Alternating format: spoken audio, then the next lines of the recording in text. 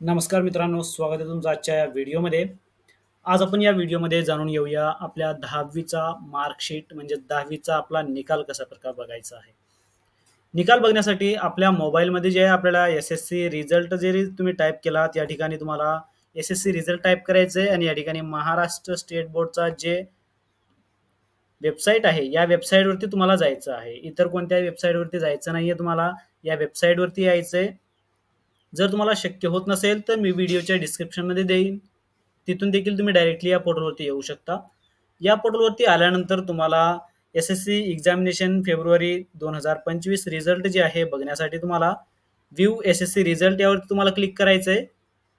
हे एवढं करताच या ठिकाणी जे आपल्याला आणखीन रिझल्ट लागलेला नाहीये. जवळपास 1 तास 1 मिनिट 1 सेकंद जे आहे आणखीन टाईम आहे यासाठी.